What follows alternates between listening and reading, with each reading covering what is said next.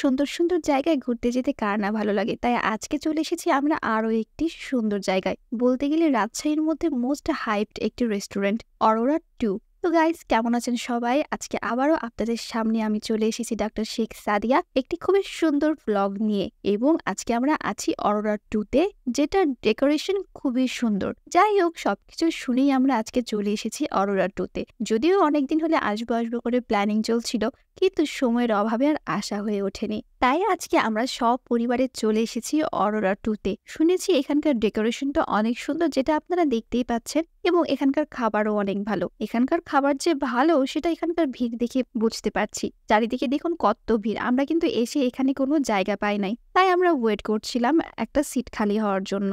রেস্টুরেন্টের ডেকোরেশন অনেক সুন্দর। এর প্রতিটি কোণায় আপনি অসংখ্য ছবি তোলার জায়গা খুঁজে পাবেন। তাই আমিও ভাবলাম যে এই সুযোগে আমিও একটু ছবি টবি তুলে নিই। এই সুযোগে আমি চারিদিকটা ঘুরে দেখছিলাম, রেস্টুরেন্টের সব জায়গা সুন্দর করে ঘুরে ঘুরে দেখছিলাম। সবকিছুই অনেক সুন্দর করে সাজানো এখানে। কিন্তু এদিকে অনেকটা টাইম হয়ে যাচ্ছে, ধৈর্যের বাঁধ যেন ভেঙে যাচ্ছে ধীরে ধীরে, যে কখন বসার জায়গা পাবো। এত কেন ভিড় এখানে? যেহেতু আজকে আমরা ফ্যামিলির সবাই মিলে এখানে এসেছি, এতক্ষণ ওয়েট করাটা বেশ কষ্টসাধ্য ছিল। যাই হোক, আমি একটা ওয়েটারকে ডেকে বললাম আমাদেরকে একটু বসার জায়গা করে দেওয়ার জন্য, কারণ আমরা অনেকগুলো লোক ছিলাম। কিন্তু অনেকক্ষণ বসে থেকেও দেখলাম যে কোনোভাবে কোনোরকম কোথাও সিট পাচ্ছি না আমরা যদিও ওই সময়টা ইউটিলাইজ করার চেষ্টা করেছি, প্রত্যেকটা কোনায় কোনায় গিয়ে ফুটেজ নিয়েছি, ছবি তুলেছি, তারপরেও সময় কাটছিল না। কি করব, ফ্যামিলি মেম্বারকে নিয়ে এসে এতক্ষণ ওয়েট করা তো আসলেই কষ্টসাধ্য।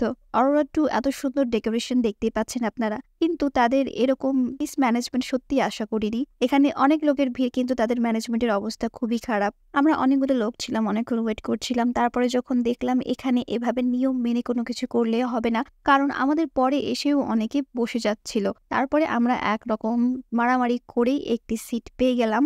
একরকম যুদ্ধ জয় করার মতোই মনে হচ্ছিল যেভাবে আমরা এই সিটটা পেলাম। আমাদের পরেও অনেকে এসেছে, তাদেরকেও দেখছিলাম সবাই দাঁড়িয়েছিল, কেউই সেভাবে বসার সিট পাচ্ছিল না। আমরা যাই হোক বসার পরে আমাদের কাছে একজন ওয়েটার আসলো মেনু কার্ড নিয়ে। তারপর আমরা সবাই মিলে বসে ডিসকাস করলাম কি কি আইটেম আমরা অর্ডার করব। তারপর অর্ডার করে আমরা অনেকক্ষণ বসেছিলাম, তারপরে সময় কাটছিল না, তাই ভাবলাম যে এক গেম লুডো খেলে নিই। বসে বসে টাইম পাস করার জন্য কিন্তু লুডো একটি বেশ ভালো গেমস। আমরা সবাই মিলে এখানে বসে গেলাম লুডো খেলতে। যে করে হোক আমাকে আর অরিনকে কিন্তু জিততে হবে, এবং অরিনের বাবাকে হারাতে হবে। অবশেষে আমরা জিতে গেলাম। দেখতে পাচ্ছেন অরিনের নাচ দেখে, এই যে আমি জিতে গেছি, অরিনের বাবা হেরে গেছে। এই রেস্টুরেন্টটা খুব মজা, খাবারই দিচ্ছে না, খুব খিদে লাগছে। এটার মধ্যে আমার একদম ঝাপার প্যারা দিচ্ছে। এদিকে ফটোশুট চলছে। আমরা তো টিম আপ লুডো শেষ করে ফেললাম, এরপরেও খাবার আসছে না। মেজাজটা অনেক গরম হয়ে গেছে। তাদের উপর বেশ কয়েকবার আমরা চিল্লাচিল্লি করেছি, বলেছি এতক্ষণ পরেও কেন খাবার দেওয়া হচ্ছে না। তারপরে দীর্ঘক্ষণের অপেক্ষার অবসান করে চলে আসলো আমাদের সেই খাবার।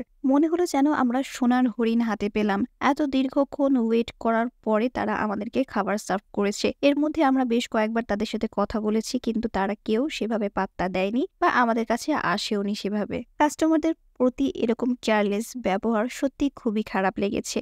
এরপরে খাবারটা টেস্ট করে দেখলাম, ছিল মোটামুটি, এমন আহামরি কোনো কিছু লাগে নাই আমার কাছে, যেটার জন্য এখানে এত ভিড়। আমার কাছে সর্বোপরি মনে হয়েছে মানুষ শুধু এখানে ছবি তুলতে আর টাইম পাস করতেই আসে। যদিও তাদের অ্যাপস এর মাধ্যমে দেখা যায় যে কতক্ষণ পরে খাবার আসবে, কিন্তু খাবার সার্ভ করার ক্ষেত্রে সে টাইমের কোনোই মিল নেই। অনেক টেবিলেই দেখছিলাম তারা আমাদের মতোই লেট করছিল, আবার বেশ কিছু টেবিলে দেখলাম আমাদের চেয়ে অনেক আগেই তাদের কাছে খাবার সার্ভ করা হয়ে গেছে। যাই হোক, এরকম মিসম্যানেজমেন্ট দেখলে তো নিশ্চয়ই আপনারও অনেক খারাপ লাগবে। এই রেস্টুরেন্টের ডেকোরেশন যেমন অনেক সুন্দর, আমার মনে হয় তাদের ম্যানেজমেন্টটাও আরো সুন্দর করা উচিত, কারণ এরকম শুধু সুন্দর ডেকোরেশন দিয়ে রেস্টুরেন্ট আর কদিনই বা চলবে। আমাদের খাওয়া দাওয়া শেষ, দেখতে পাচ্ছেন রেস্টুরেন্ট এখন একদম ফাঁকা, কারণ অনেক রাত হয়ে গেছিল আমাদের খাবার সার্ভ করতে। খাবার খেয়ে আমরা এখন চলে যাচ্ছি।